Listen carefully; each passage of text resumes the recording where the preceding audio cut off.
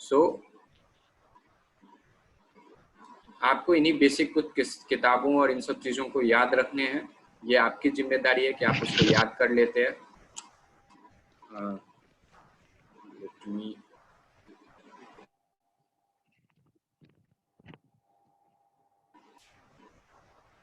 Vipul ji is here to kindly mute the participants. तो ये आपको याद कर लेने हैं, ठीक है। तो पब्लिक एडमिनिस्ट्रेशन के अंदर मुझे ऐसा उम्मीद है कि आप लोग 90 to 95% क्वेश्चन जरूर सॉल्व करेंगे अगर उन लेक्चर्स को अच्छे से सुना है और उससे आधारित आपने क्वेश्चन सॉल्व किए हैं। तो 90 to 95% देयर इज चांस कि आप 90 to 95% क्वेश्चन जरूर टिक करके आओगे। कॉम्पिटिटिव जो पॉलिटिक्स है उसमें 4 देश के बारे में आपको बता दिए गए हैं, कौन से 4 देशों से क्वेश्चन आएंगे। एक फ्रांस से आ जाता है, उसमें यही आता है कि वो मिक्स्ड मॉडल है प्रेसिडेंशियल और पार्लियामेंट्री सिस्टम का, तो वो आपको क्वेश्चन आ सकता है, तो उसमें आपको फ्रांस को टिक करना है।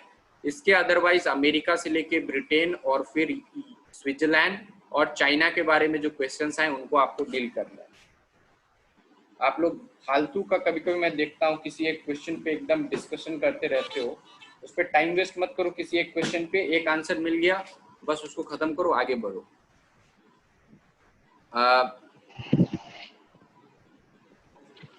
अब बताओ कि ब्रिटिश कॉन्स्टिट्यूशन यूनिटरी है कि फेडरल है, संघात्मक है कि एकात्मक है?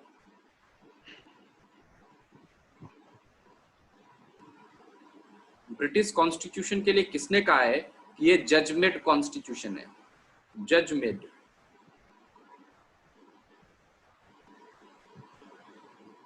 न्यायाधीशों के द्वारा बनाया गया संविधान, ब्रिटिश संविधान को किसने कहा है? वेरी गुड आयुष, ऐसे ने।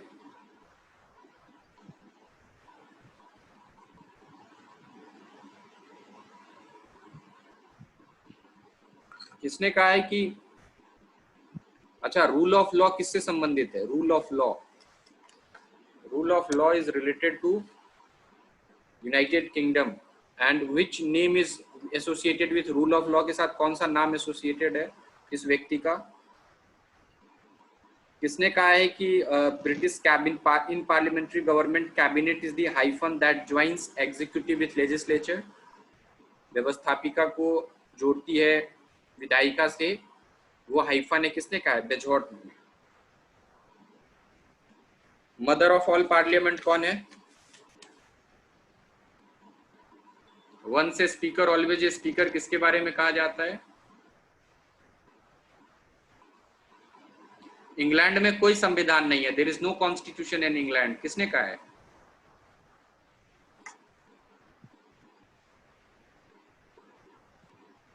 डी टॉक्योविली।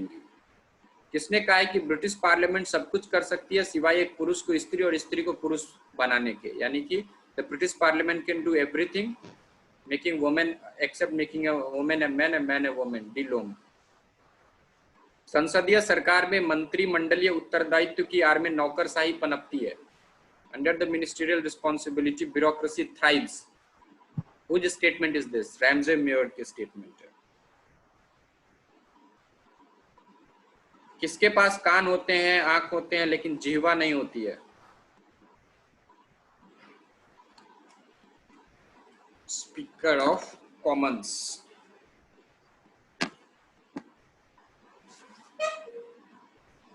अच्छा,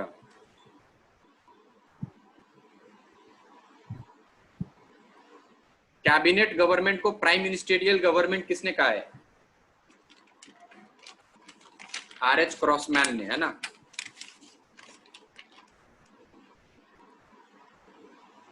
सेपरेशन ऑफ पावर तो है ना ब्रिटेन में, strict separation of power Britain के अंदर है ना। शक्ति पृथक्करण का सिद्धांत है कि नहीं ब्रिटेन के अंदर?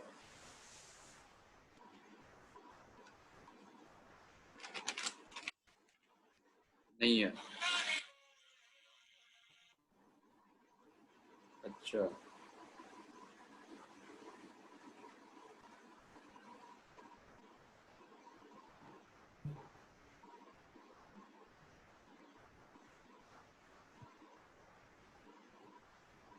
फेडरलिज्म, फेडरलिज्म शब्द कहां से आया है? क्रॉसमैन ने कहा था, आर.एच. क्रॉसमैन ने, कि कैबिनेट की सरकार दरअसल प्रधानमंत्री की सरकार है। Cabinet government is prime minister government. Federalism किस भाषा का शब्द है? लैटिन वर्ड फोएडस, इसी से आया है, लैटिन वर्ड फोएडस से। किसी 3 यूनिटरी कॉन्स्टिट्यूशन का नाम लिखो।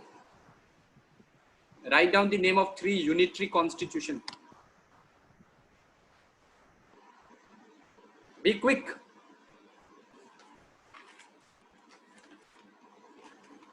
मैक्स वीबर ने कितने ऑथोरिटी को, how many types of authority according to Max Weber is there? Who coined the term hegemony?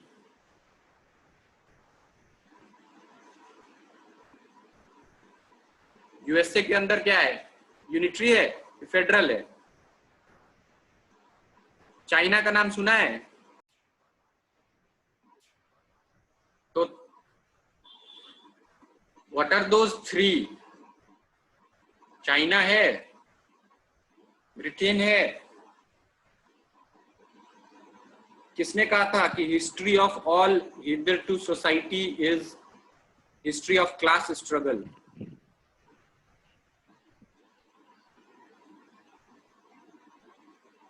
History of all hitherto society is history of class struggle. किसकी statement है?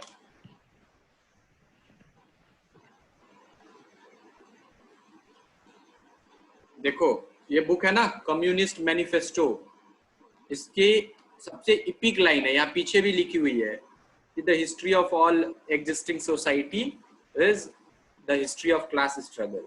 ये marks की है, marks और angels दोनों की दरअसल ये लाइन हो सकती है, तो ये वैसे मार्क्स से एसोसिएटेड है। ये कम्युनिस्ट मैनिफेस्टो कब बुक आई थी? ईयर लिखो।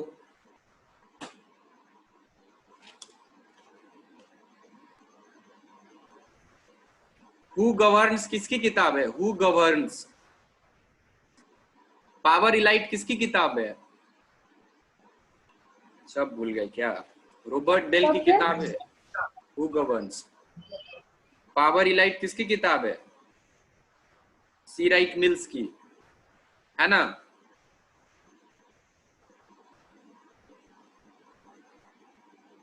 डेमोक्रेटिक थ्योरी एसे इन रिट्राइवल किसकी किताब है? सीबी मैकफर्सन की किताब है। सब थोड़ा देखिए। वेब ऑफ गवर्नमेंट बहुत इंपॉर्टेंट बुक है, किसकी है? Web of government. किसने पॉलिटिकल पार्टीज को मिलिशिया, कॉकस, ब्रांच ऐसे करके डिवाइड किया है? शाखा, प्रकोष्ठ, नागरिक दल करके किसने विभाजित किया है?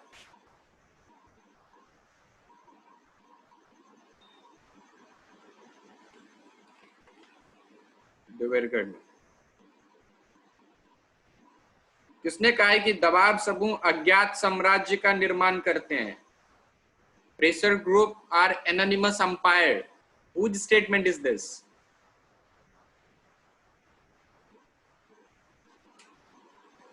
फाइनर का नाम सुना है आप लोगों ने?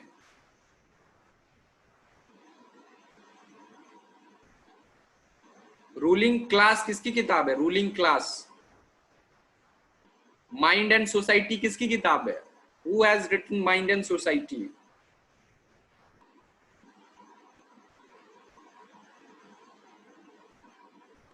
Political science is the study of shaping and sharing power किसकी स्टेटमेंट है?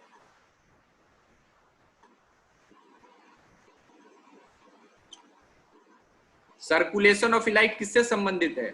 Who is associated with circulation of light?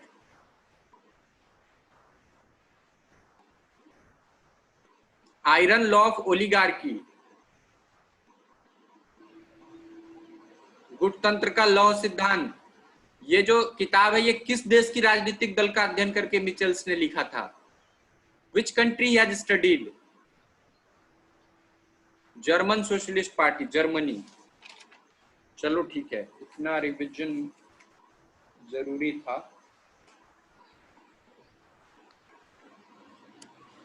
ठीक है, ये पॉलिटिकल सोशियोलॉजी के कुछ क्वेश्चंस थे, कॉम्पेरेटिव के कुछ क्वेश्चंस थे। आई होप गांधी जी, मालवीय जी, इन सब के क्वेश्चंस आप नहीं छोड़ोगे, कौटिल्य मनु से क्वेश्चंस नहीं छोड़ोगे एग्जाम में। I am very much sure about it. So I hope आप लोगों को जितना बताया जा रहा है वो आप कर रहे हो। Now we will move to IR theories से एग्जाम में क्या आता है। Karishma just we have joined and अभी कुछ क्वेश्चंस चल रहे थे, अभी क्लास में स्टार्ट हुआ। इंटरनेशनल रिलेशन की हम लोगों ने फॉरेन पॉलिसी के बारे में पढ़ रखा है पिछले क्लास में। फॉरेन पॉलिसी, इंडिया की फॉरेन पॉलिसी, भूटान के साथ कब संबंध हुए, भूटान के साथ कौन सी ट्रीटी है, USSR के साथ कब ट्रीटी साइन किया था, शिमला समझौता कब हुआ था, पंचशील समझौता कब हुआ था, लाहौर घोषणा कब हुई थी, आगरा समिट कब हुआ था, है ना, कारगिल युद्ध कब हुआ था, एशियान कब बना, एशियान में पहले कितने देश थे, आज कितने देश हैं, एशियान रीजनल फोरम के अंदर कितने देश हैं, कब बना, एशियान +3 के अंदर कौन कौन से देश हैं, एशियान +6 के अंदर कौन कौन से देश हैं, सार्क कब बना, सार्क कब इवॉल्व हुआ, संघाई कोऑपरेशन ऑर्गेनाइजेशन SCO, संघाई परिषद का गठन कब हुआ, कहाँ हुआ, ब्रिक्स शब्द किसने दिया, ब्रिक्स की थोड़ा लेटेस्ट मीटिंग कहाँ हुआ था ये चेक कर लेना आप लोग। हाँ, सार्क की भी लेटेस्ट लास्ट मीटिंग कब हुआ, हार्ट ऑफ एशिया किस देश को संबंधित है, किस देश के लिए था, हार्ट ऑफ एशिया समिट जो होता था। वार अगेंस्ट टेरर के बारे में हमने समझा, जॉर्ज बुश ने नारा दिया था जब अमेरिका में अटैक हो गया उसके बाद।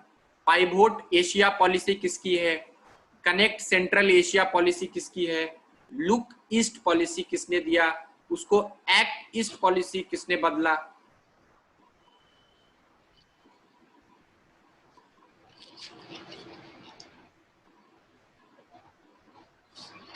इसके बाद हमने उस दिन बहुत सारे फैक्ट्स याद किए, NPT के बारे में पढ़ा, नॉन प्रोलिफरेशन ट्रीटी के बारे में, कब साइंड हुआ, NSG के बारे में थोड़ा जाना था, कब साइंड हुआ, कब ट्रीटी आया, NSG कब आया, NPT कब आया।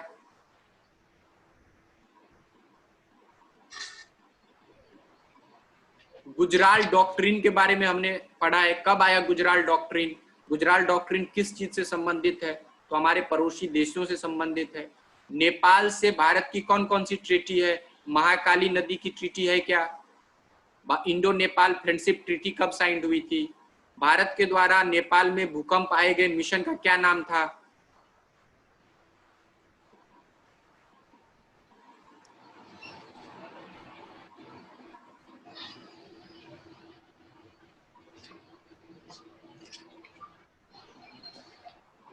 नॉन अलाइनमेंट मूवमेंट की पहली कॉन्फ्रेंस कब हुई थी, करिश्मा काइंडली आप अपनी ऑडियो को म्यूट कर लीजिए। नॉन अलाइनमेंट मूवमेंट की पहली बैठक कहाँ हुई थी, कितने देशों ने भाग लिया था, बांडुंग कॉन्फ्रेंस कहाँ हुआ था, क्या था, अल्जियर समिट कब हुआ था, दिल्ली में नॉन अलाइनमेंट मूवमेंट की बैठक कब हुई।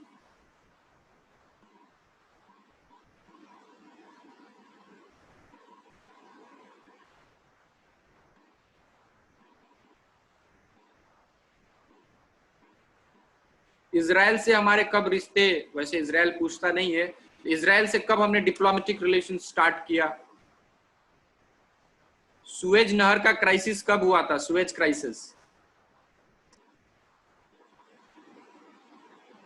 हमारा न्यूक्लियर डॉक्ट्रिन क्या कहता है, किस पॉलिसी पे चलता है, हमने 2 बार अपने न्यूक्लियर ये किए, एक्सप्लॉइटेशन किए, कौन कौन सी ईस्वी में किया, इन which year.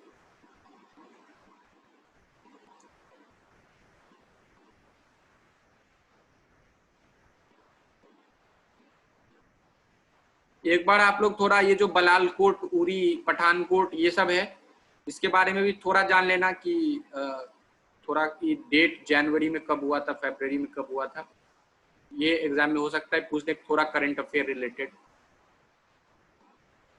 Operation enduring freedom किस चीज से रिलेटेड है? ऑपरेशन मेघदूत किससे रिलेटेड है? बांग्लादेश कब आजाद हुआ? गन बोट डिप्लोमेसी के बारे में हमने कल जाना लास्ट क्लास में, गन बोट डिप्लोमेसी के बारे में, है ना। पिंग पोंग डिप्लोमेसी, जिसमें क्या भेजा था? टेबल टेनिस की टीम यूएसए ने भेजा था 72 में चाइना में संबंध सुधारने के लिए। स्ट्रिंग ऑफ पर्ल्स किसकी है? पॉलिसी किसकी है? One belt one road initiative में या चाइना पाकिस्तान इकोनॉमिक कॉरिडोर में भारत क्यों नहीं मेंबर बन रहा है? ग्वादर पोर्ट कहाँ है? आपको ये पता होना चाहिए। हम्बनटोटा पोर्ट कहाँ पे है?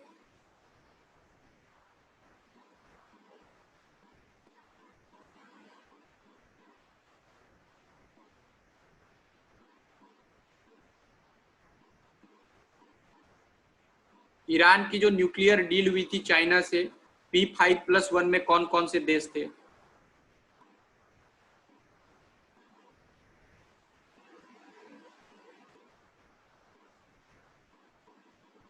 भारत और पाकिस्तान के विदेश मंत्री का नाम याद रखिएगा। हम लोग भाई पाकिस्तान वालों को छोड़ते नहीं है कहीं पे भी क्वेश्चन पेपर में, इसको याद रखिएगा। अमेरिका का राष्ट्रपति किस पार्टी का है, ये याद रखिएगा। चलिए हम लोग कुछ आईआर की थ्योरीज को आज देख लेते हैं, उसके बाद आईआर हम लोगों का कंप्लीट हो जाएगा। आपको इसके अलावा जो हमने टेस्ट सीरीज डिजाइन किया है, उस टेस्ट सीरीज के अंदर जिन लोगों के पास शिल्पी नहीं है उनके मैंने बहुत सारे क्वेश्चंस जो आते हैं एग्जाम में उसको सेलेक्ट किया है, और जो बुक्स हैं जिससे क्वेश्चंस आते हैं उससे मैंने बहुत सारे क्वेश्चन सेलेक्ट किए। कुछ आपके यूजीसी की नेट जेआरएफ के ऐसे क्वेश्चंस जो एंट्रेंस में आपको पूछे जा सकते हैं उसको सिलेक्ट किया है, और आपके ऐसे 7 टेस्ट पेपर्स डिजाइन हुए हैं जो आपको शायद 14 या 15 तारीख से जब BHU स्टडी कैपिटल जब से आपको भेजना शुरू करेंगे तो आपको वो टेस्ट 5-6 दिन बनाना है, अपने आप को इवेल्युएट करना है और उस आंसर्स को याद रखने हैं। उसमें बहुत सारे बुक्स के नाम आपको पूछे जाएंगे जो एग्जाम में आते हैं, बहुत सारे theory, thought, IR, competitive politics के क्वेश्चंस रहेंगे, पब्लिक एड के रहेंगे, ताकि आपका एक पूरा होल रिवीजन हो जाए। तो I will request all of you कि आप 15 तारीख तक अपने रिवीजन को फाइनल करके लास्ट टेस्ट सीरीज देके अपने आप को फिर रिलैक्स मूड में जाके फिर एग्जाम दे। तो my humble suggestion to all of you is to complete national movement and constitution. Please, मैं बार बार इस बात को बोल रहा हूं, आप लोग देखना जब एग्जाम दोगे तो आपको इस बात का पता चलेगा कि why I was saying this continuously, कि आप नेशनल मूवमेंट और कॉन्स्टिट्यूशन पे डेली फोकस करो, क्योंकि उससे आपके 20-25 क्वेश्चंस ऐसे बनेंगे जो सारे बच्चों के बनेंगे, और अगर आपके छूट गए तो आपका सिलेक्शन कभी नहीं हो पाएगा। इसीलिए आपको उस सेक्शन को तो बनाना ही है। पब्लिक एड और कंपैरेटिव 75 to 80% जो आपके साथ एंट्रेंस में लोग बैठेंगे वो क्वेश्चंस को नहीं बनाएंगे। Believe me, 75% of those students who are appearing for this entrance will not solve your questions on comparative and public ad। उसमें आपको स्ट्रॉन्ग रहना है, आप सभी को जितने लोग यहाँ पे हो, कि उसमें हमको क्वेश्चंस नहीं छूटना है। वही आपका सबसे बड़ा यूएसपी है, आप लोगों का सबसे बड़ा बैक सपोर्ट रहेगा पब्लिक एड और उसके साथ कॉम्पेरेटिव। इसीलिए उसमें तो क्वेश्चन छूटना नहीं चाहिए, और जो सब बनाएंगे वो तो बनाना है ना, इसीलिए नेशनल मूवमेंट और कॉन्स्टिट्यूशन के पेपर सब बनाएंगे। कल जो हम पढ़ेंगे थॉट के बारे में, अनु काइंडली आप म्यूट कर लीजिए। थॉट के बारे में पढ़ेंगे तो उसमें मैं वही पढ़ाऊंगा जो एग्जाम में आएंगे। हॉब्स ने कितनी ट्रीटी साइन की, किस किताब में क्या हुआ, रूसो की कौन सी बुक है, प्लेटो की कौन सी बुक है, एरिस्टोटल की कौन सी बुक है, इन सब चीजों के बारे में ये कर लेंगे, डिस्कस कर लेंगे। हीगल का बहुत सारा स्टेटमेंट है जो एग्जाम में आएगा, TH ग्रीन की बुक और उसकी स्टेटमेंट है जो एग्जाम में आपको आएंगी। इसके साथ आपको JS मिल से बहुत सारे क्वेश्चंस आएंगे, उनकी किताबों के नाम आएंगे, उनको हम लोग डिस्कस करके खत्म कर लेंगे। वैसे तो थ्योरी भी आप जानते हैं, थ्योरी थॉट बहुत अपने आप में वास्ट सब्जेक्ट है, लेकिन एग्जामिनेशंस के लिए जितने इंपॉर्टेंट है वो मैं, आप निश्चिंत रहिए, उन सारे चीजों को डिस्कस भी कर दूंगा। और ऐसे क्वेश्चंस को मैंने टेस्ट सीरीज में भी डाल दिए है ताकि आपका एक अच्छे से रिवीजन हो सके। हम लोग IR की कुछ थ्योरीज पोर्शन जो रियलिज्म है, आइडियलिज्म है, आईआर की फेमिनिज्म थ्योरी है, कुछ प्रमुख किताबें हैं और प्रमुख डेट्स हैं, उनको हम लोग अभी screen, I am sharing my screen, आपको वो देख के आपको एक बाकी जो फॉरेन पॉलिसी के अलावा क्वेश्चंस आएंगे वो इससे क्वेश्चंस आ सकते हैं, इसीलिए आपको इस पे थोड़ा ध्यान देना चाहिए। So here is, I hope I am audible to all of you and सबसे पहले आपको याद रखना है, यू हैव टू रिमेंबर कि when was American revolution held, French revolution कब हुआ, फ्रेंच रिवॉल्यूशन की कौन सी 3 इपिक स्टेटमेंट्स है, लिबर्टी, इक्वालिटी एंड फ्रैटर्निटी, ये आपको पूछ सकते हैं। अमेरिकी क्रांति हुई, ट्रीटी ऑफ वेस्टफेलिया कब साइन हुआ, ट्रीटी ऑफ वेस्टफेलिया माना जाता है कि इंटरनेशनल रिलेशंस को जब हम पढ़ते हैं तो ये सबसे पहला स्टार्टिंग पॉइंट है इंटरनेशनल रिलेशंस को पढ़ने के लिए, क्योंकि इस संधि के द्वारा जो जब 30 सालों का जो युद्ध चल रहा था, जो रिलीजियस कॉन्फ्लिक्ट चल रहा था यूरोप के अंदर, वो खत्म हो जाता है और हर देश एक दूसरे की संप्रभुता का, सॉवरेनिटी का सम्मान करना और एक दूसरे के इंटरनल अफेयर्स में इन्वॉल्व नहीं होने का कसम खाते हैं। वो कहते हैं कि हम लोग एक दूसरे को सम्मान करेंगे, एक दूसरे के बाउंड्रीज को रिस्पेक्ट करेंगे और सारे देश अपने आप को लीगली इक्वलिटी के बेसिस पे मानना शुरू करते हैं। इसीलिए treaty of Westphalia is very important. एक ट्रीटी ऑफ उत्रेच्ट है जो बैलेंस ऑफ पावर को लेके बहुत इंपॉर्टेंट है, ये 1648 है, वो 1714 में शायद हुई थी। हाँ, तो वो आप याद रखिए, ट्रीटी ऑफ वेस्टफेलिया के बाद आपको पूछ सकता है। आपके लिए ये भी होमवर्क है कि आप जाने कि NATO, North Atlantic Treaty Organization कब साइन हुआ, सीटो कब साइन हुआ और सेंटो कब साइन हुआ। आई होप इस चीज को आपने नोट डाउन किया है और इसको जरूर आप एक बार देखेंगे।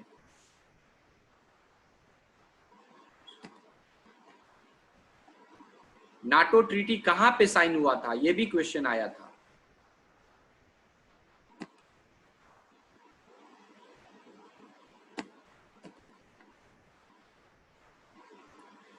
मॉर्गेनथाउ, मॉर्गेनथाउ कैसा विचारक है, रियलिस्ट है, यथार्थवादी है।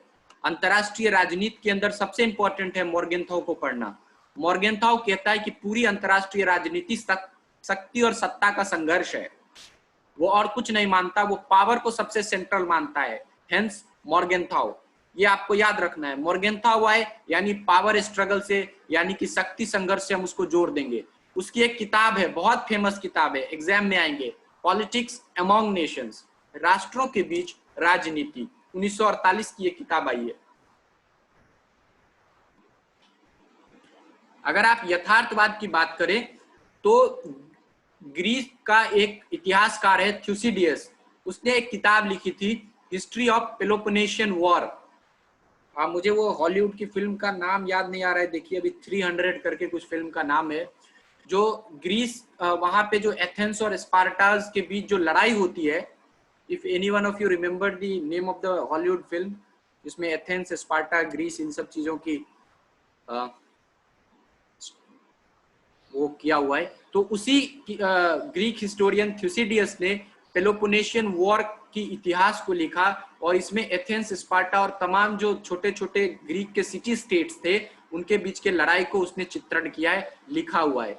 उसके बाद यथार्थवादियों के रियलिस्ट की सबसे बड़ी बुक खुद मैकियावेली ने द प्रिंस लिख के की। द प्रिंस का लेखक कौन है, मैकियावेली है।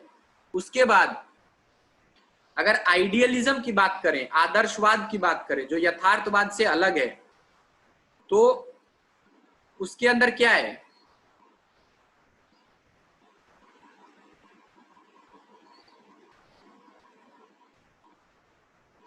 सबसे महत्वपूर्ण है, आदर्शवादी मानते हैं कि सत्ता का संघर्ष या शक्ति का संघर्ष अंतरराष्ट्रीय राजनीति नहीं है, बल्कि क्या है, सद्भाव है, कॉपरेशन है, कॉन्फ्लिक्ट नहीं है, एक दूसरे के बीच सामंजस्य है, समझौता है, किसी तरीके की लड़ाई नहीं है। और अंतरराष्ट्रीय राजनीति में पावर सबसे सेंट्रल नहीं है, ना ही स्टेट सबसे सेंट्रल है। यानी कि जो नॉन स्टेट एक्टर्स हैं, आप में से कोई बताएगा नॉन स्टेट एक्टर्स किसको किसको हम कह सकते हैं?